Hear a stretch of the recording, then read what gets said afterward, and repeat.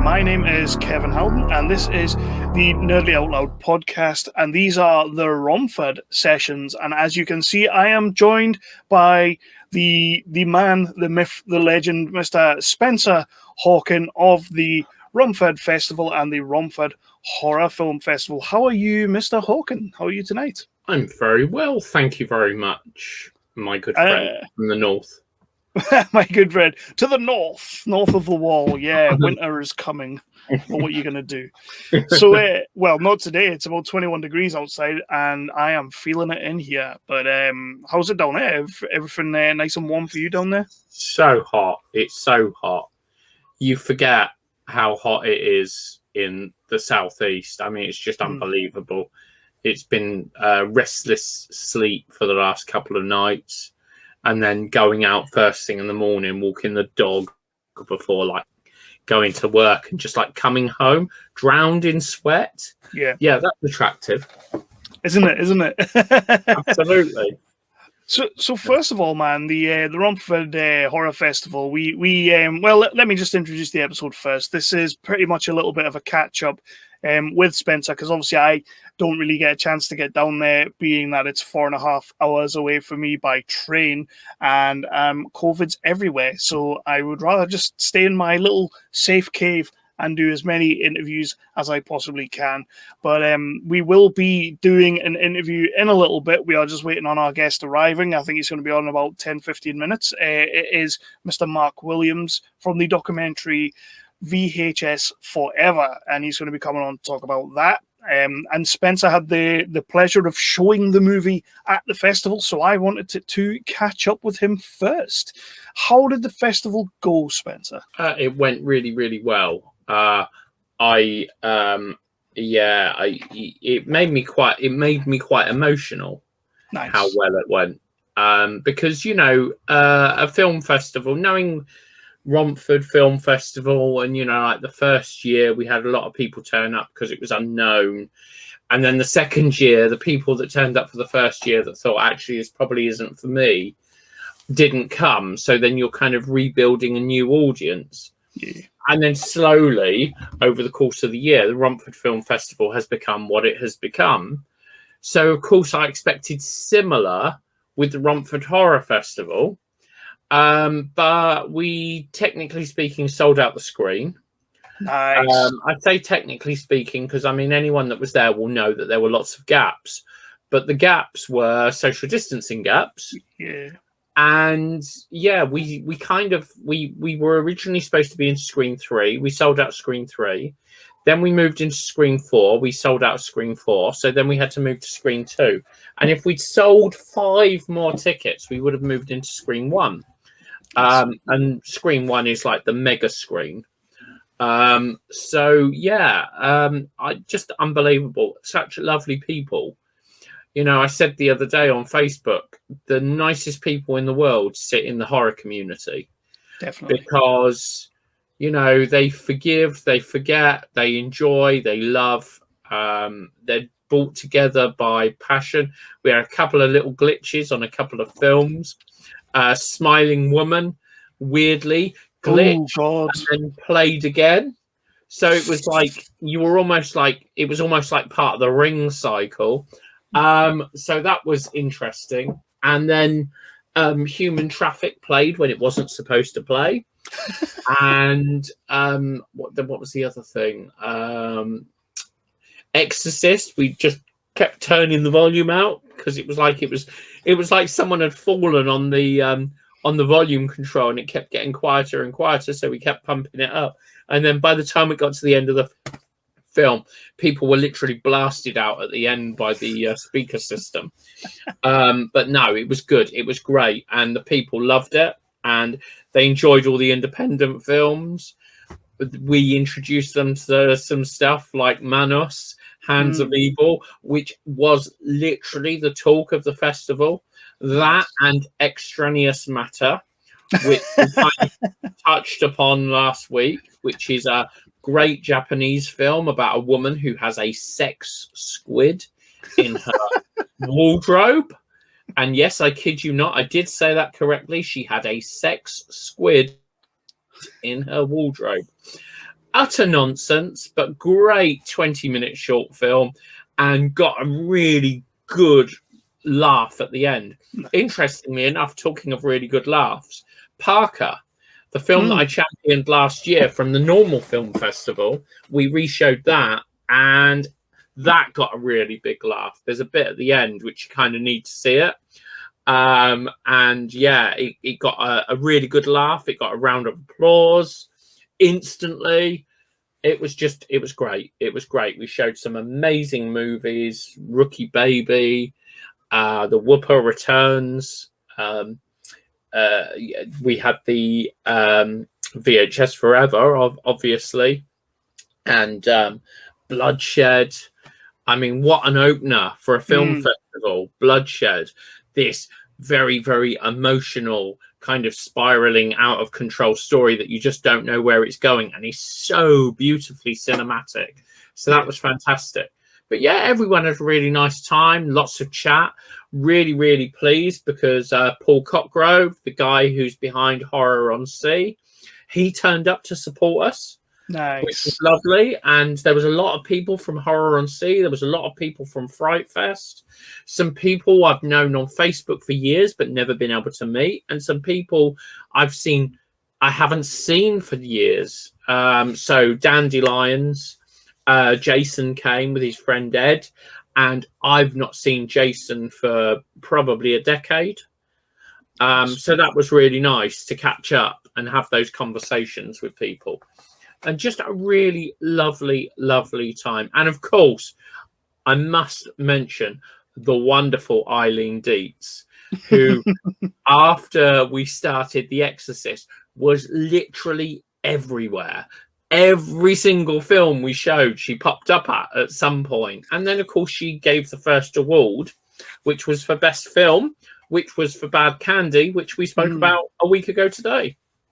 Yeah, and man, that feels like longer than a week ago since we've done that. I mean, I was keeping an eye on the social media, and you guys were smashing it as always. Like, I know I've only been involved since last year, but you guys really are on your game when it comes to the social media and the interviews you put out, and it's been awesome to see.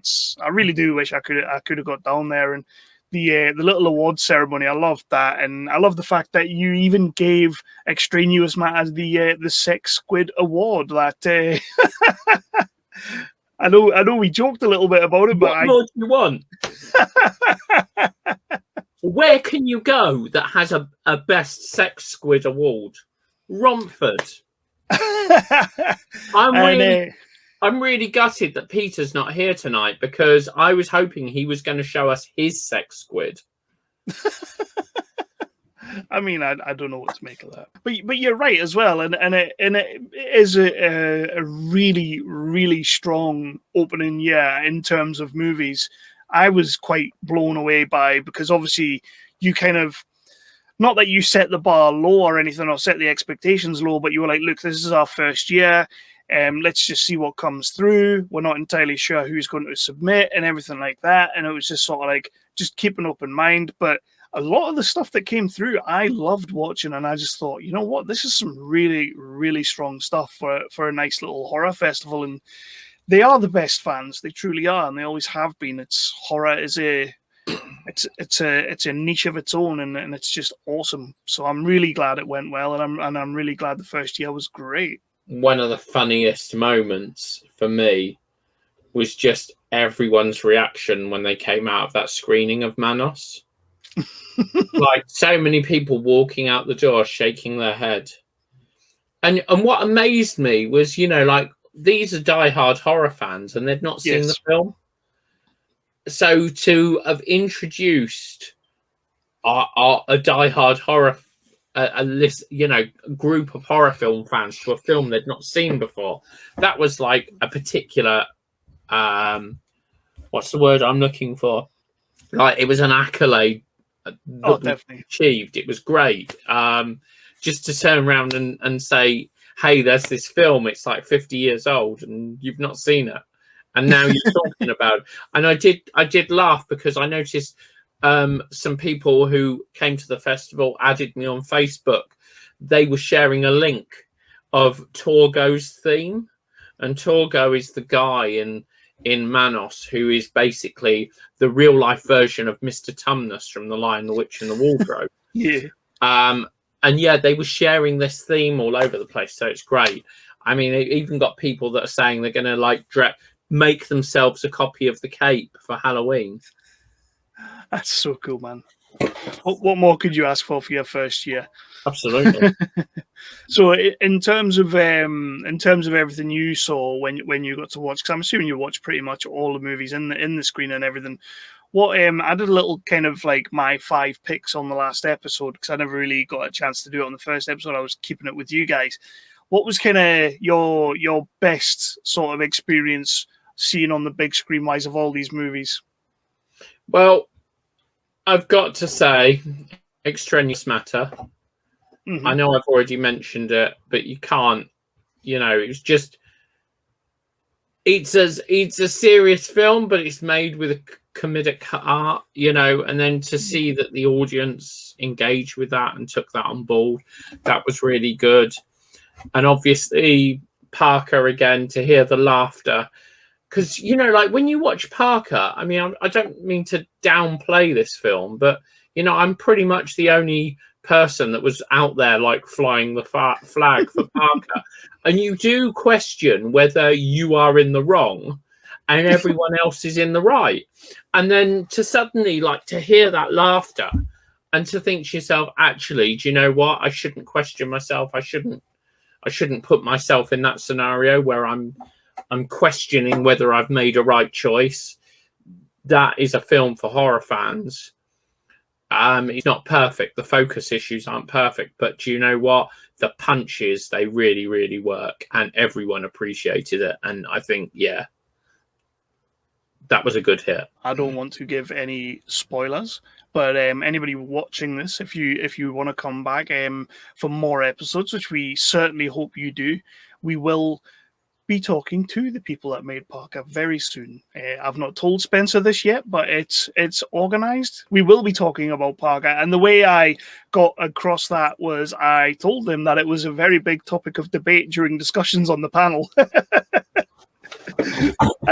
And it was. We kind of went back and forth on that. And you're right, you were absolutely on board with that movie from the get-go. And I think I was one of the ones that was just sort of on the fence. And then there was a couple other people that just kind of wasn't all that into it. So, but we'll get to that. You will get to see that interview. It will be awesome because everything we do is awesome. So what's next for Spencer in terms of the Romford Film Festival? Because that's only a couple of weeks away, man. Who on earth thought it would be a good idea to just chuck both festivals in on 1 month? I figured last year we managed 7 days. We did a 7-day festival. So doing a 5 and 2 and splitting it with like 2.5 weeks between seemed like a good bet to me. Not one of my finest hours, but by the same token, it allows us to get back on track. That's the hope, and I definitely hope that we are back on track properly next year. And in the meantime, obviously, we've got a couple more of the Romford horror sessions coming through. I've got a couple more confirmed, so we will be doing some more episodes. But then we will get balls deep into our Romford Film Festival interviews and episodes, and we're going to be bringing you a lot more and hopefully get some more of the guys on. Peter was supposed to be on, but he's away giving his vampire blood to the orphans. So yeah, he's doing his bit for the community, I guess. But Spencer, what we'll do is we will take a quick little coffee break or a vodka break, whichever is your cup of tea, and we will be back with Mark Williams to talk about VHS Forever. See an advert in the Flesh magazine for Psychotronic store. I just remember the great kind of graphic illustration of all kind of weird horror and 50s and B movies. And in 1996, I was in Tower Records in Piccadilly, and there was a flyer, and it advertised. We are now joined by Mark Williams, the director of VHS Forever. Once Upon a Time in Camden, I Am Mad. I'm in Camden, yeah. Yeah, I've been on the drink already. Leave me alone. Leave me alone. I've had a hellish day at work. It's 21 degrees outside. That'll do, that's fine. So, how are you today, Mark? And how was your time down in beautiful Romford? Yeah, I'm very well, thank you. Yes, back to more mundane work things this week, but the weekend was fantastic, and it was like sort of lightning flash. I managed to do the 3-hour round, one way trip to Romford. I've not been there since the 90s, but it was quite pleasant as well, and and they put me on the red carpet as soon as I got there, and lots of attention and 3 interviews done, and we showed the film, which hopefully everybody enjoyed, and it felt a fairly decent audience, I think, as well, wasn't it? There, which was good, with all the restrictions and things, and then then the Q&A afterwards with Spencer, which was terrific. I really enjoyed that one. A few audience questions as well to keep us on their toes. That was cool. Yeah, no, really, I love it. I love all the attention. Did you happen to check out any other movies at the festival, or if you did, what was? Unfortunately, I didn't. I should have done, and but I had some colleagues with me as well. So we were sort of rushing around. We haven't seen each other for ages, so it was sort of come in, do our bits, and we went for a bit of lunch and a couple of beers afterwards. But, too busy schmoozing, that's what it was. Yeah, then I had another radio interview to do in the evening, so I had to go back to Borough and do that quickly, do a quick introductory radio show. So, it was really good. It was good. Because I come all the way from, the South Coast, I have to sort of make the most of the London time if I can do, But I think if I'd have known, more about the fact, I would have probably booked the weekend, and it was... Trouble is, everything's been so up and down, Yeah, exactly. It's hard to plan these days. Yeah. But that was cool, and everybody looked after me, and that was great, I guess the first question I want to ask about VHS Forever is, can you give our listeners, our audience, our viewers, a little taste of what the movie is about in your own words? Yeah, sure. This one, I mean... Back in 2014, we filmed the first VHS Forever movie, which was called Psychotronic People.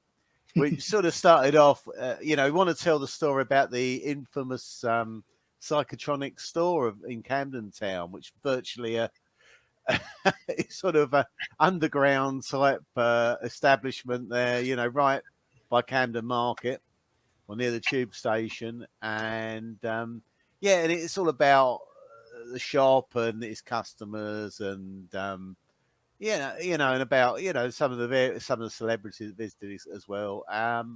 But with the first movie, we sort of deviated a bit because we got so many people wanting to be interviewed. People like Carolyn Monroe and other people of that ilk. That we sort of, I think we went a little bit off track, but people enjoyed it.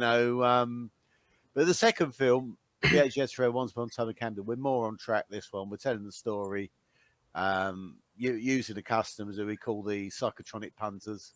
And they sort of tell the story of their visits there. And we were lucky enough to get people like David Gregory of Severin to film interviews in LA. So, I mean, it was just luxury, I sort of wrote all the questions for him, and he said, right, I'll go and film that. And he did a lovely job, a nice pile of VHS by the side of him, and which was really cool, And then we've got Jane Giles in there, who wrote the Scala book, so she was sort of integral, because I think part of the early Psychotronic, certainly with the early owners, they used to do a festival at the Scala Cinema, the late Scala Cinema, they was really interested, and they gave some, some good sort of background stories about, a little bit about Palace Pictures as well. So, and the rest of the guys really are sort of, the hardcore customers, if you like, there, So, it was cool. Yeah. Yeah. Yeah. So much like I'm assuming both you guys on the call right now, I used to treat my local video shop as a bit of a mecca, a bit of a safe haven. It was my That was it was it. my place to be. So Yeah. for anyone who doesn't know Camden very well or doesn't know that era very well, because there are lot of young people now who don't happen to know Yeah. what a video store is, why don't you let us know what Psychotronic truly was to you and how you found it? Well, it was sort of a little sort of emporium of forbidden delights, I think you probably call it. You know, I think one of the guys says in the film, you know, it was like one of these little occult stores where they'd sell gremlins and things. I think that's Mm, genius. But yeah, you could basically go in there. I mean, you know, lots of props, lots of memorabilia, especially when they moved from Camden to the bigger shop up at the Hanway Street, which is just down the back of was on the back of the old Virgin Record store, you know, off Oxford Street. So, and they basically had loads of props there and things like that. It was a massive, you know, really massive shop there. But yeah, I'm going off track a bit now, aren't I? Really. But yeah, you know, it's you'd go there to get some of the sort of rarer movies. I mean, at the time we had the Draconian Video Recordings Act brought in, which mm, was about 1984. So, you know, a lot of uncertified videos were just, you know, effectively banned. You know, you couldn't get, you know, perhaps a Russ Meyer movie, you know, Faster Pussycat Kill, something like that, you nice. know, or, you know, even sort of obscure horror films, science everything, you know, if it didn't have a certificate, you know, it wasn't available to rent. So you probably go to Tony's shop and Bell's shop before. You go and buy it, you know, I think they did 2 films on one VHS for 15 quid or something. You know, a lot of money back then as well, you know. Yeah. No artwork, you know, just a tape by itself. But you get, you know, some of the more, you know, a couple of Russ Meyer films on there, for instance, or some of the more obscure films, perhaps some Herschel Gordon Lewis, you know, Blood Feast and things like that, you know. But they were the go-to place really. If you're in Camden, I mean, I used to buy a lot of records as well there, so I'd go to Camden Market and then we go to 3 Buck Street and down the dark stairs to I love it. it was a Absolutely very love it. small shop. It's like glorified basement, really, you know, on their storage basement. You know, and yeah, see what's on offer that particular week, really, you know. So yeah, it was good, and 9 times out of 10 they came up with the good. Once they knew you, of course, 'cause I think this is all Yeah. about the. And also, when Tony took over, they had the secret back room where, you know, just in case they ever got raided. And I don't think they ever got raided. I think they were so off the map down in the basement that they got away with it. But once you knew the customers, he'd invite you to the secret back room. So it was very clever, really, because it was like you go through a little door, and then it was sort of located. There was a record shop above, so it's sort of located in the under the record the record shop. Yeah. So yeah, so even if they got raided, someone has nothing to do with us. It's yeah, and you know, all sorts of things. You know, you could buy like a lot of American imports, NTSC tapes, things like that, VHSs, laser discs, you name it, Super 8 movies, everything there Mm. really. You know, and yeah, toys. See, for any of you youngsters out there, by the way. So, I mean, I was the tail end of sort of like the video shop, and I absolutely loved the video shop I worked in. It was just amazing, and you do get your customers that you know the new releases that are coming or whatnot. You'll just give them it a couple of days early, and then they'll give you something in return. It was always that way, and now trying to explain what a video shop was to my 13-year-old daughter is just impossible. Like, Oh yeah, definitely. it's like, what do you mean? Like, you couldn't just download it? Yeah, but it was sort of like a ritual to me. If I wasn't going out on a Friday night, whatever, then you go and you go and get a takeaway curry before delivery. Back then, I just think before it delivered, Exactly. and on the way back, you go to the to the local video store, which was great, and pick up, see what they've got left. I mean, Friday night was a bad time, because unless you knew them and you could reserve the tapes. You know, a lot of the good stuff will be out. So I think that's probably why it sort of fueled my interest in all these B movies, because there was always some unknown B movies sitting on the shelf there. You know, and I Nice. back when I was in London, I used to actually literally have a flat opposite Ritz Video, which was, I think they were another old video. They took over a big chain of videos there. Eventually Blockbuster took them over, and yeah, you can actually see it from the windows. That was great. Was that in stock there, you know? But that was sort of a ritual, really, you know. And I'd rent a couple of films, you know, a night, you know, on there, and yeah. But it certainly fueled. I mean, at the time, it was all horror and all sorts of things, exploitation movies and things like that. So yeah, it was ideal, really, you know. But yeah, it's nothing like it. I mean, hopefully they'll do a few. I think there's a few pop-up ones period, isn't there? You know, where you could rent. Yeah, it seems to be a new thing that people are Very trying retro, out. isn't it? It's like vinyl, isn't it? It could well. I mean, it certainly come back, because some of the price of the tapes these days, you know, it's crazy. You know, it was yeah. But I mean, it's sort of like you say, trends and things coming back around again, and you get that retro vibe. I mean, everybody's totally just sucked in by the 80s right now, and everybody really wants to see something that harkens back to that in the early 90s. So I don't know, video shops. And you know what? I'd go and rent a video right now. I definitely would. I miss that. I absolutely miss that. You know, it's just an experience, isn't it? Really, I think, you know. And then after that became, you know, the boot fairs, because I think once they find I think a lot when the videos started up, there were lots of, you know, shops, uncertified tapes. So once the video recording act came in, a lot of these little shops just closed. They couldn't afford to, you know, stock the certified versions. Or I think, you know, a lot of the distributors, you could change it over to 13 quid or something like that, you know, to get a certified cut version. But then and the tapes ended up at the boot fairs. So that was another weekend. I'd go down to it used to be a massive boot fair at Lamb's Farm, which used to be when I lived in Croydon, and you go down there, and you just couldn't pick up enough tapes there, you know. And it was like Evil Dead Original Palace cut version, but like £1 and things like that. Just absolutely incredible, really, isn't it now? And God knows how much they go for now, you know. Yeah, at least 50 quid, I'd imagine, on that one. But it was great, yeah. But it's all like the thrill of the chase, really. Now it's not like, you know, everything's available streaming now. You can go on Amazon and watch stuff on Shudder and things. But you know, it was good just to go, oh my God, what's this here? You know, and had some great finds, you know, back in the day. Pink Flamingos at a big fair in Croydon, you know. It's 50p. Well, I think that one was.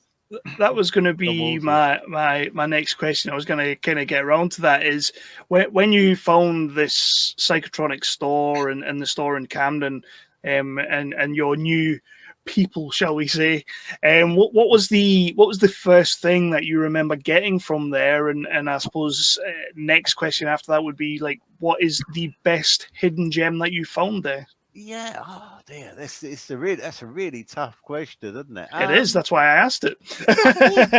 Yeah, I mean, I think I think probably the first thing, and I swapped it with some pre-certs because there was always lots of swaps. I think I got a longer version. It was the real rarity. It was an NTSC tape of Videodrome, David Cronenberg. Nice. But on MCA Video, it was on these little cardboard boxes, you know, the very small little things, you know, these slip cover things.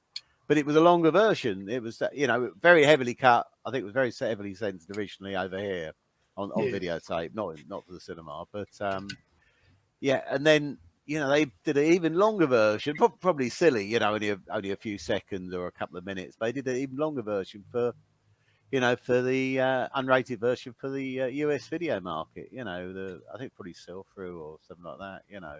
So that was great, you know. I mean, I probably only watched it once, so, you know. And I think I also got probably a naughty bootleg copy of the John Woo movie Hard Boiled.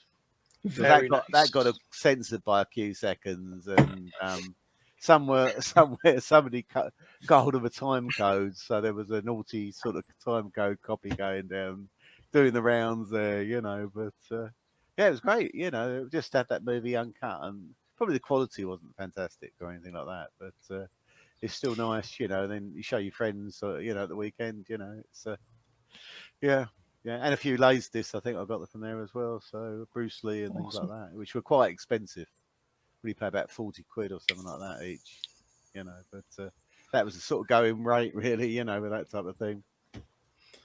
So when obviously this was one thing that I always wonder about documentaries is this is kind of a passion project, and you'd already Yeah. done the first documentary, so I guess you already sort of knew kind of the narrative you wanted to go down, because obviously you said you sort of kind of strayed away from the story in the first one. But how long does it actually take to put together a documentary, and how hard is it to get all these interviews done and then put it together?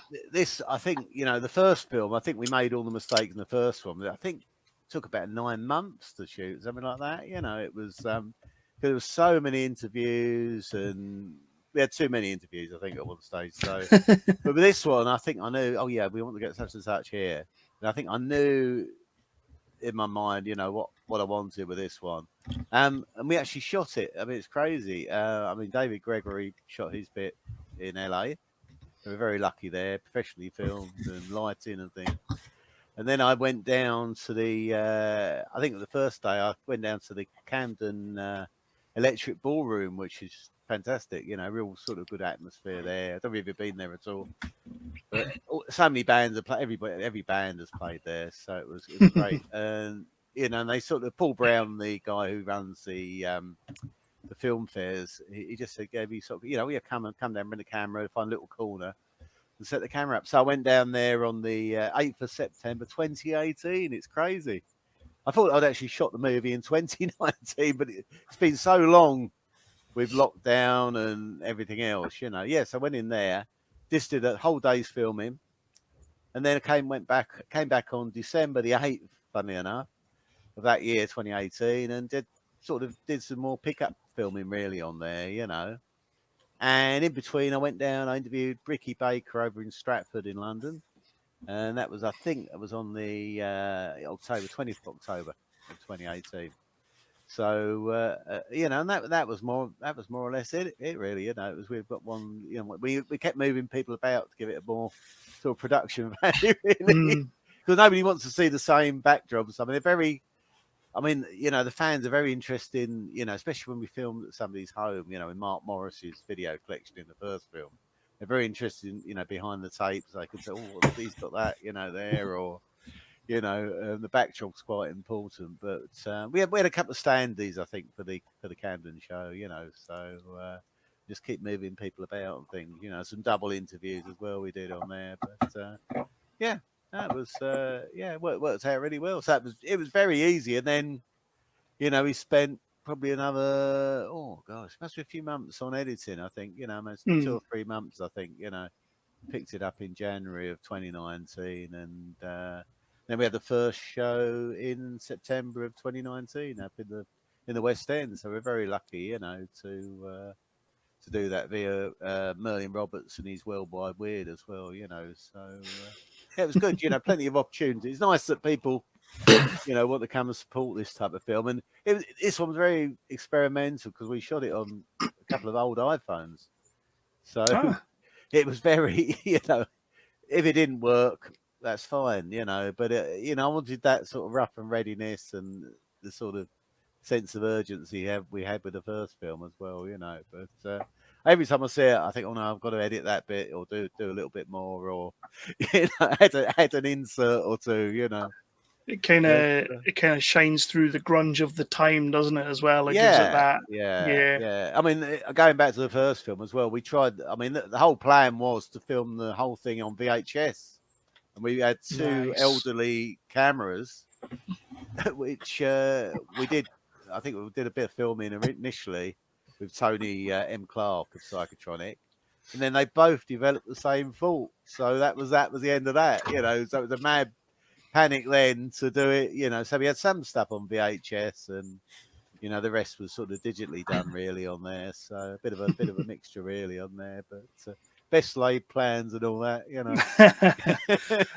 and all of that has led to a screening at the wonderful Romford Horror Film Festival, Yeah, where yeah. it went down really well. And from what I Spencer's was told me, trembling. I was just trembling. I thought, what's going to look like a big, you know, because it's such, you know, it's unfortunately we showed us sort of an earlier print as well, a little bit of rougher, rougher print where I made edits afterwards on there, and you know, it was missing some inserts and things, you know, because we like to, you know, somebody mentions a film, so we'll put a still in the background or something on there, Yeah. you know. But I hope it wasn't too wild and woolly for people there.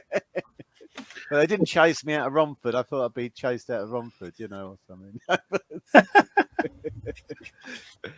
Yeah, but you know, I like it when people say, well, you know, it tells a story. You know, you know, it's really interesting. We learned something from it. You know, I don't want to be boring and preaching to people or anything, but you know, it's nice. the So we thing didn't know is as that, well, you know. it's a time that very few people right now really understand. Let's be Yeah, honest. that's true. Yeah, yeah. Like that whole era and that whole, you know, like the video shop mentality, the clerk mentality, just as you say, on a Friday night going in, and Like a ritual. half the time you didn't even know what you were going to leave with. You just went in and you were like, you know what, whatever's on the shelf, that's what I'm getting. Yeah. You don't get that now. You spend 2 hours trawling through Netflix and still don't find anything. Oh, no, I But- just find it so bland, you know. I mean, it's Exactly. you get the odd film that is good, and I must admit, I do like Shudder. I mean, I'm allowed to say Shudder, you know, but they got some great stuff, you know, especially that the George Romero film they unearthed, you know, recently, you know, which is quite incredible, really, you know. But yeah, so very interesting. So, you know. So what we're going to do is we're going to move into Spencer's little section. But before we do, give everyone a shout as to why they should watch this documentary. Well, yeah, you know, if you're interested in the old VHS collecting era, then yeah, it's a documentary for you, really, you know. And you know, there's some interesting people giving their view of, you know, how they used to go there and shop, etc. There's a lot of humour in it as well, I think, you know, which is, you know, pretty universal. So yeah, you know, you might, you say, you might learn something, you know, you never know. Exactly. But, yeah, you know, hope everybody enjoys it. You know, I'm glad it was well received at Romford at the weekend as well. Well, so I mean, I shouldn't go past mentioning that you can see it again at Romford. Ah, yes, Of yes. course, yeah. So I was just looking at the website so that I get it exactly right as to when it's showing. So it's showing on Saturday the 26th Right. at 9 p.m. And Mark, feel free if you've got an updated version to send it to me, and we'll turn it into a DCP, and then we'll have that as well. Well, it's funny you should say that, Spencer, because I've actually uploaded this morning an amended version, so it's slightly shorter. It's a little bit tighter edit as well. So please, please feel free to download it, and I thought just in case you asked there, you know, so slightly lower quality, but yeah, I think it all helps with the grunginess, really, doesn't it? I think, you know, getting that. Well, there you go. To anybody who was at the horror festival and got to see it, come back and take another bite of the apple, because we're going to show it again, and it's different. So that was it. Yeah, it's great. Yeah, it's great. So remind me nearer the date, and I'll put some more publicity out, and you know, we've had a few radio plugs as well, which is quite good. So nice. It's nice when you got, you know, I'm not MGM, so I mean, all I could do is just I could ask him a favour, or you know, it's just nice to get the publicity when you can, you know. And this is the problem, isn't it? I think for indie filmmakers, you know, you spend, you know, these labours of love, you know, you spend years on, and you just don't get the publicity, do you, at all? You know, it's the bigger movies that get it all the time, and it's a tough nut to crack, definitely. And yeah, it's one of the reasons why at Nerdly, and obviously with the Romford Festival as well, we like to champion the sort of the more indie, the more lower budget, just the more interesting stuff, shall we say. Yeah, I mean, did I mention the budget of the film, which is actually, it cost me £24.50 and that's just my, you know, my fare coming to London, you know, from Bognor Regis. So you know, so it was really cheap. I think it must be. I think I could probably go in the Guinness Book of Records. You know, it's yeah, even sort of early John Waters and things like that. They spent more money on the film, I think. You know, That's so cool. So Spencer, you want to? Yeah, sure. So, I've got a few questions, and I'm All really right, going to put okay. your mind Go on. to work here. Yeah. So maybe not in my first question, but moving on from the film, and I'm actually talking about you as a person and the sort of things that kind of worked for you. Tell us about the very first film that you sat and watched that was outlawed. Oh, there now. You really hit me one there, aren't you? Really? I mean, yeah, my sort of background as well. I mean, I started off from school. I worked for a couple of major film companies, so it was like, you know, Cinema International Corporation, who became UIP. And then I went to work for Paramount Pictures as a projectionist. So probably doing the projection job, we had, you know, I worked in Wardour Street when it was really busy, and you know, a lot of the nasties and things like that sort of came that way. You know, where they'd get one print in the country for the distributor, and then we'd show, you know, the odd reel, you know, or the odd film, see if it's worth picking up. I mean, a lot of time they'll just watch the first reel or something, or the last reel, to just get their idea of, you know. And again, you know, back then video companies were sort of, you know, desperate to pick up, you know. But the first video nasty, I think it could be something like Nightmare in a Damaged Brain. Okay.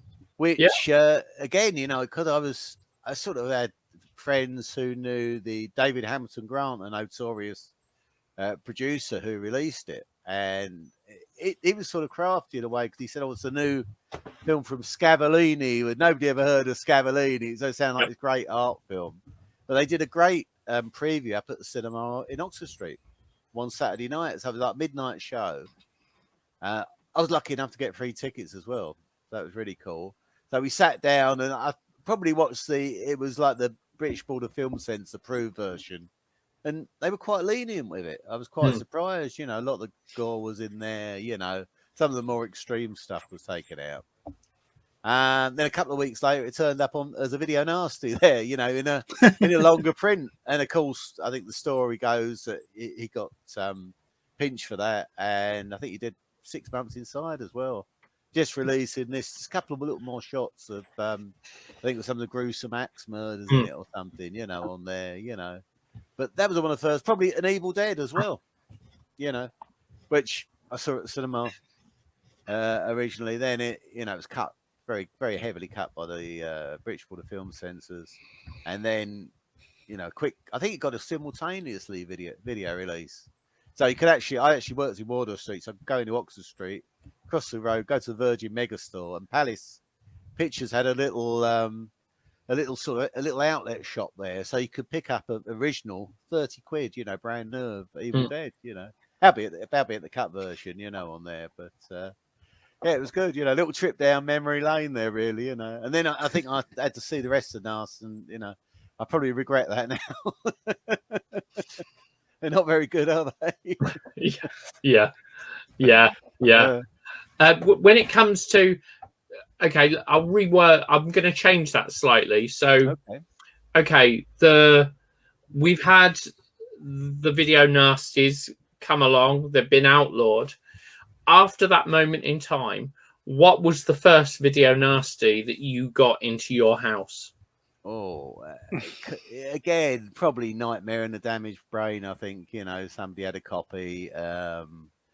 You know, and I used to have people back at the time. I sort of had, you know, I got a VHS recorder quite early because my dad was quite well off, so he treated me to a very posh Panasonic sort of a top loader, I think, you know, on their lovely machine, which got stolen, unfortunately.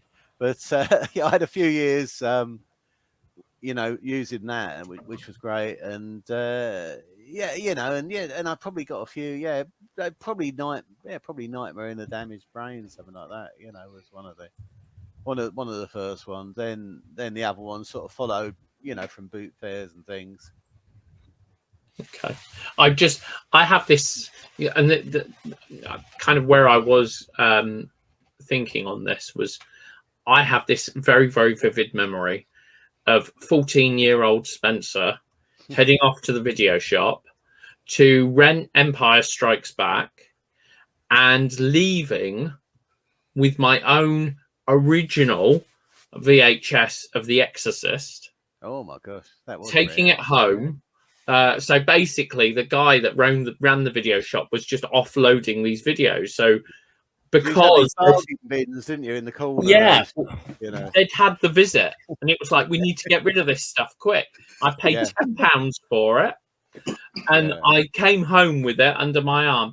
And I always remember, some weeks later, someone smashed the window by the that was at the side of the front door, and the police were coming round. And I remember my mum saying to me, "Hide that film. Hide that film." She said, "You're not getting me arrested because you've got that film." And I think that's the thing that people don't understand now, is that kind of level of paranoia that went along with owning these films. Yeah. And yes, while Exorcist probably isn't anywhere near as bad as the majority of them, it's still, that was my mum's instant thought. You've got to like hide that film. You've got to get that film out of the house. Yeah, and I know a guy that hid them all under the bath as well, or something. You know, I think he had to hide them in the bath or under the bath. Taking the panels a bit extreme, isn't it? You know, and putting these under the.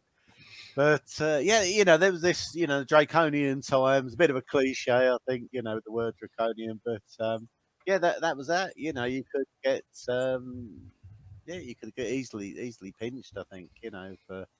Especially if you know, you were sort of prolific and you were making copies and things like that, you know. And of course, the distributors, the video distributors, didn't do themselves any favors with the sort of garish covers they had, you know, like oh gosh, Essex Experiment Camp and things like that, you know, and even some quite sort of tame films, you know, that have some, like The Killer Likes Candy with Kirby Matthews, has a really sort of grueling cover with somebody's brains being shot out and things, you know. But of course, all the kids wanted to rent them, didn't they? I always remember, it never got outlawed, but I remember a VTC release of Alien Terror. Oh yeah. And the front cover was one of the characters' head in the helmet, but with like the all the organs like hanging out because he'd been decapitated, and that was the front cover photograph. Yeah. And I found that absolutely fantastic. I used to love those VTC tapes because those big sort of gold covers, didn't they? Those lovely gold spines. So I'd probably collect everything. Everything was cut on VTC. You were very lucky to get. I think early copies of Alien Terror were uncut. I think the initial batch, but then I think they did a double bill with Nightmare City on VHS as well. You could rent, so and they were both very heavily cut on there. You know, now I'm sure one copy of Nightmare City I had, it actually played one of the reels twice on there as well. Somebody had fallen asleep doing the transfer. You didn't really notice because the film's so sort of bizarre and surreal anyway, isn't it? And you got that ending. Was it all a dream anyway? You know, oh well, it's just part of the. Part of the plot, really. But that was great. And there's a great sort of really, you know, garish cover again. You know, it was. This is where they didn't do themselves any favors, did they? They weren't subtle at all. I don't think on there, you know. And I think they know the more grooves in the cover, the more likely they're going to, rent to the kids or whatever there. I think, you know. A lot of video shops didn't have any scruples. They're quite happy to rent them out to everybody, but my local one, though, you know, you couldn't get anything, you know, how old are you, you know, and they're very sort of tough, you know, getting anything, certainly none of the nasties on there, you know. And I think by the time I was quite a late starter, I suppose, really, by the time the nasties sort of came and went, you know, they'd all been sold off to the boot fair guys or you know, or in the bargain basement, and the rest of the stuff was sort of certified, you know, which is a bit of a shame. But you got the odd title came up, you know. It was a great time. thrill of the chase. I think it was good to find. Oh yeah, I've been after that. All trash Oh, really. and that's the thing you miss as well, isn't it? It's like, Yeah. I remember growing up, the sticker albums where you always missed the certain stickers. Oh yeah. And it didn't matter how much you tried, No. you were always going to be missing those certain stickers. And the same kind of thing happened with videotape. I remember wanting to see Cannibal Holocaust because I'd read about it and I just so intrigued by this thing. And I think I waited 23 years before I actually got to see it. And then by the time I could see it and I'd ordered it, I think I ordered it from on DVD from a company in Japan. And then within a year of me ordering it, you could pretty much get it everywhere through the power of eBay. Yeah. And that's the thing that I kind of miss about that passage of time is the hunt. Yeah, it was all about the hunt. And I think, go back to the first film, there's a guy on there, Bruce Wilkinson, it's about, they went out hunting all over. And these guys are in North London, but they'll come to South London to try and find, certainly collectors like Lovely John as well. They'll go all over the place, and, I think one of my best finds, I think I was working over in the city and I think I had to go to a sweet shop or something in Tower Hamlets. And all of a sudden there was an old video rental shop there, probably nobody even bothered, and it was full of nasties as well, and I couldn't believe it. I think I had to write my check, and they were like £2 each or something back in, so that was great, Yeah. They're just sitting there, it's just like the shop that time forgot, and this was well into the 90s, the early 90s, yeah. So, kind of Desert Island Discs moment for you. So, of all the films you've ever seen, if you can take 5 films with you to your desert island, oh dear, what would those 5 films be? Oh dear, probably not video nasty. No, that's fine. We're trying to get an image of you, Yeah, I mean, again, I'm probably I love all this horror stuff, and but probably, the films that I really like, stuff like, Long Good Friday, which is fantastic. I love that. With Nail and I think I'll probably go for, some real, what else could I go for on there? And certainly I'm a big Sam Peckinpah fan. So it would definitely be The Wild Bunch. I think, even though that's, quite gruesome, isn't it? I think on there, definitely The Wild Bunch. I like The Squeeze, the film behind me as well. Another great film there. And last but not least, Get Carter, Michael Caine.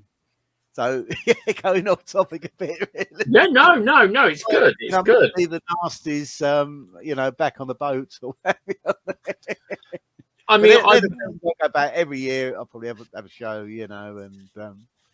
Yeah, but I suppose they've all got elements, haven't they? They're quite, some are quite gruesome or violent, but not as violent as the video nasties, But I mean, Long Good Friday for me has one of the most jaw-dropping final moments. Oh yeah, of film. Yeah. I remember watching that, and the guy getting his ass slashed up with the machete. That did nothing to me. But those final moments of Bob Hoskins and Helen Mirren being separated, and just the knowing and the understanding of what was going to happen. The way the camera focuses on Bob Hoskins' face, I think, and that's an acting masterclass, isn't it? I think. So I think he thought they weren't going to use it anyway, didn't he? I think, because I think they had other ideas to do, different type ending, But no, that they went with that, which was actually Jesus, and I actually worked on. Actually showed when I was working in Hyde Park Corner for CIC. I actually helped show. They showed it on double head, which was 35 mils. So they had a very rough print, which you basically you've got the mag sound, and you've got then the picture, black and white print, and you sort of sync them together and show them one, so it was all in black and white and no music. But I thought, what a great, I saw the rough cut and I thought, what a great film, I think they probably wanted CIC to pick it up. A little bit too rough for them. So then obviously, the Handmade Films picked it up. I think Bob Hoskins met George Harrison at a party and that's how it sort of all went. No, Eric Idle, I think, wasn't it? I think that was the thing, because he was involved in Handmade Films. But it's just a great film. I think I'll go back. It's it's not perfect, but when they put the music to it, it's like the icing on the cake. I think it's so good. Absolutely. That's a great score. Very 80s, isn't it? I think as well. So. Yeah, and it's one of those films that it was made in 79, 80. Yeah, it doesn't feel like it feels probably that it was of another generation. Yeah, definitely. It's definitely, but it's aged quite well. Realistically, it's aged well in terms of the subject matter and whatever.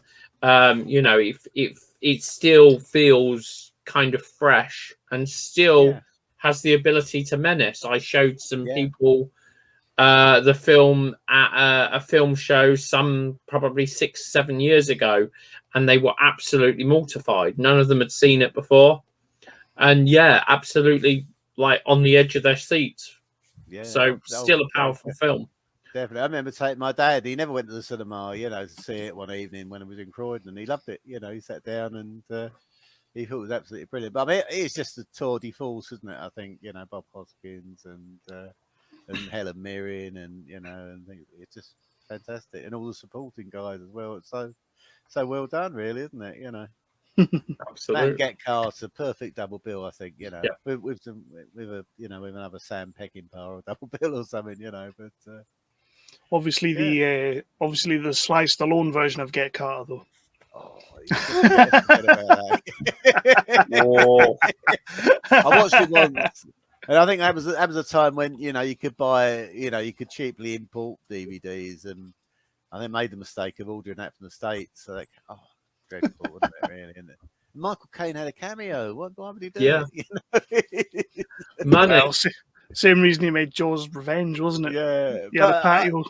But I still love the horror movie, demons and things like that, and the Dario Argento things. And I'm doing quite a bit of writing, especially during lockdown. I did quite a bit, so it was nice to go back. And they're not great, they're not great, but they're of the time, aren't they? I think and people used to enjoy it, and they sort of talk to a wide audience. You could always sell a horror film like Demons, couldn't you? Because everybody loved it, apart from the British Board of Film Censors who took their scissors to it too much, as usual back then. So what is it you've got there to the right of you? I can see Fucci's Zombie. I can see Dario Argento's Inferno. What else have you got in that little stack behind you? What have I got? Yeah, just some of the old. I think there's a copy of Shivers there, and do you want me to bring a couple to the camera? Go on, do it. Let's go for it. Sorry. Let's hope my lead they'll probably all fall down now, won't they? These you've got me reminiscing now, guys. These are two of my favourites. So we've got. Can you see it? Okay, we've got what Shivers, a cover, which I love. And they're pretty what bit a cover going on here, isn't there? I don't know. That's better, isn't it? And another favourite, which is the great Exterminator there, and it's sort of my seminal films really, because I remember going to see Shivers when I was at school. Yeah, so it was actually on a double bill with Flesh Gordon, which is probably the most bizarre movie, because one was sort of pro-sex and Shivers was sort of anti-sex, wasn't it? Saying, "Oh no, about the venereal disease and things," and that was just totally bizarre. The whole thing, on there. And I think I went back and saw it again with a mate of mine. I think a few days later, we actually got in. I think I must have been about 14 or 15, and they never bothered at the Odeon Croydon. There was a little old lady on the desk there, and she's just sold the tickets. They didn't bother. I think they just wanted to get the get the heads on seats. And I think we had their school uniform on as well. It's actually crazy. I always and it was really interesting because I mean, Shivers. I think he got a certificate in London, but I think certain councils, I know Hampshire Council banned it. So I think you could see it if you're in Bognor or something, because you can see it if it ever made Bognor. You can see it in West Sussex, but if you want to go to Portsmouth, they banned it, on there for some bizarre reason. But it played for months in Piccadilly. I don't know why. So it must have appealed to a certain, a certain type of person or something, on there, But I remember the kid going up there one day, and there was this, Shivers and the big.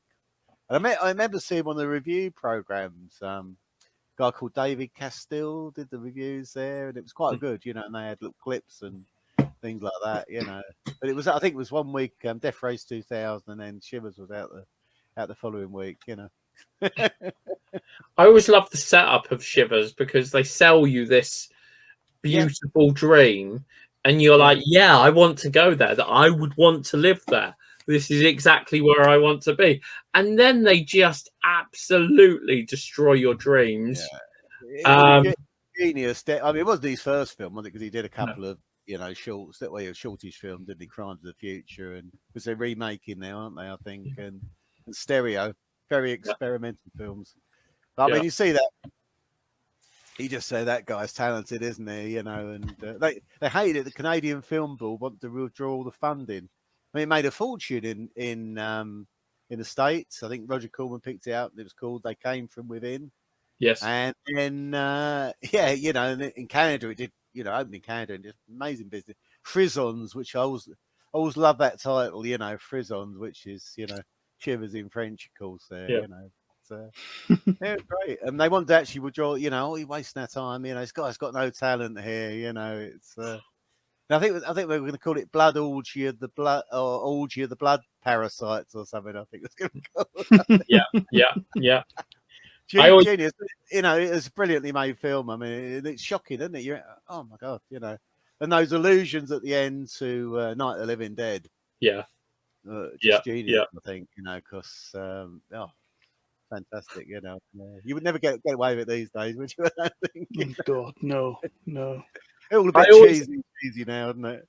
Whenever I go to the Barbican, I always think this could be Starliner Island. Yeah, definitely. I used to have a friend who used to have a flat over there, so yeah, we had, and it was spot on. Yeah. It's and you got the market, haven't you? Right by the market, by the Grundy Market, and then you've got the sterile. Yeah, Roger Moore used to have an apartment there apparently as well. He probably had it briefly and then moved off to Barbados or somewhere, didn't he? Probably, but or Monaco. Genius film. Yeah. One last question from me, and it's staying with this desert island disc theme. So, by the same token, you have to take 5 books with you. What 5 books would you take with you? Oh, I'm a sort of a non-fiction guy, really. So, I mean, again, I'll go back to my, probably my days at school where I bought, I think probably the first horror book I bought was the, what was his name? Yeah, a very famous author there. And I can't remember his name now on there, but sort of pictorial guide to horror movie. Then I went on and bought quite a few Alan Frank films as well, books, those type of reference guides. So I think they're sort of invaluable, really, But I don't really read a lot of non-fiction though, yeah. But I did read London Boulevard the other day by Ken Bruin, which was very good there. Dennis Gifford, that was a guy that the first book I ever purchased at the big hardback book. Famous book. I think it was Pictorial History of Horror Movies, and that was by it's Dennis Gifford, and I've still got copies. I don't think it's the original copy. It's full of the bits. But I went to the Fairfield Halls but something like a £5. I think it was like a year's pocket money it cost me. So But it's just, and especially a lot of older movies, Universal movies and things like that, And you've even got a guide to, back in the day, very popular home movies. So you've got the guide to the 8mm, what you could buy there, and it was just groundbreaking at the time. Mm. And you probably try and see if you can get that type of film. But yeah, I'm definitely a big fan of those two guys, really. But I do like a good reference book, I must admit. Absolutely, and I'm exactly the same. Oh yeah, I think I'd chuck in one of those subscriptions to Unsolved magazine, or one of those. Yeah. I always remember Unsolved magazine coming with this really thick book, and I think it was called oh good lord, I can't remember. It was all kind of like out of this world stuff, aliens, and talking about, and all this stuff that as a child like really messed with my head. I believed in Bigfoot. I believed in aliens. Yeah, just those memories. I think it was sort of lucky growing up. I mean, especially back in the 70s, or even in the late 60s. All these great TV shows like Land of the Giants and Boys at the Bottom of the Sea, and on a Thursday it was great, and I loved them all. They were probably absolute rubbish, but they sort of set you up, and they were well done. Americans spent a lot of money, didn't they, on their TV series? So and it was very, very, very lucky, I think. There, and then later on, UFO, Space 1999, all that. But the Tomorrow People. Yeah, no. The one that always sticks in my head. What I'm talking about now, aren't they? Do you remember the Nightmare Man? Yeah. That really messed with my head as a kid, and I was absolutely Night Gallery scared. as well, with Rod Sterling. Oh yeah. That was a really, you'd have to start really late at night, and I remember having my parents bought me a very small little black and white portable television, but it had a little plug to put on these little earpieces. That was great. So that was that Sunday night sorted, and then you could be quiet then, couldn't you? I think, yeah, absolutely. I watched everything in black and white, black and white. Same here. Low, on there, but it's good stuff, Yeah, Night Gallery, Rod Sterling. I think that's always one that quite, it's quite a frightening series. I think, Yeah, I think Spielberg even did didn't he? Directed a couple of episodes as well, didn't he? And some other directors there. But it was a great time. Growing up. Cool. So we will see Romford Film Festival.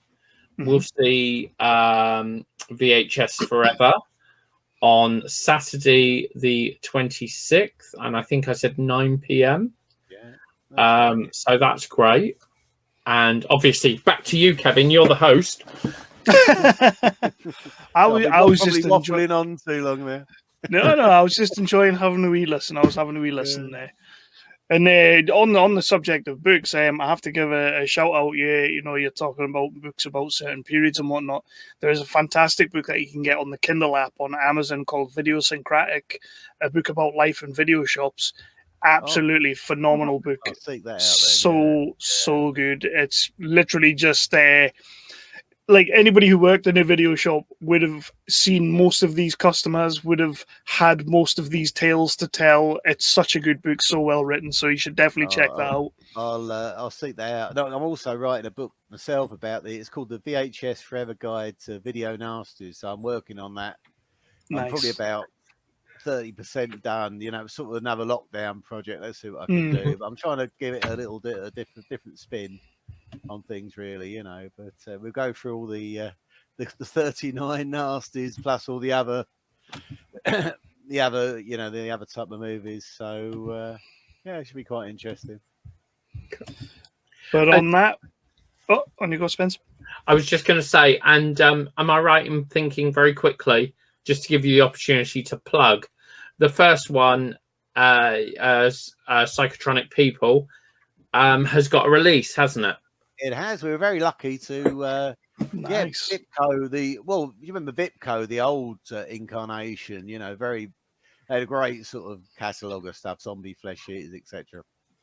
So Vipco started again in sometime in November last year, and they contacted me and said, "Oh, we'd like to have a look at VHS Forever 1, or bit of Psychotronic People."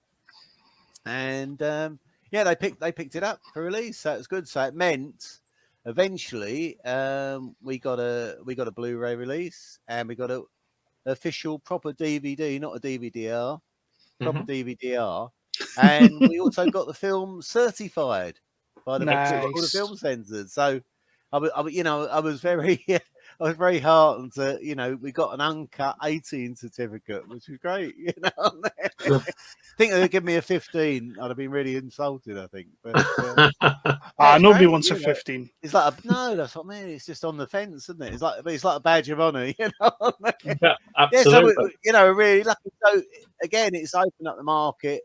Now they can sell it via Amazon. They can hopefully get it into shops like HMV.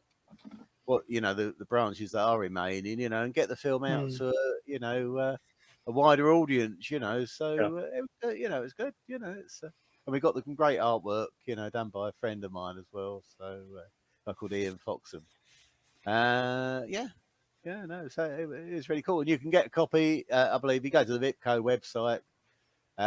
You can get a copy online, or you can go to eBay. They've got a store on eBay. Just type VHS Forever Psychotronic People, and also on Amazon as well. So that's my plug. Please get a copy if you fancy it. If you enjoyed VHS One for Tommy Camden, please get a copy there.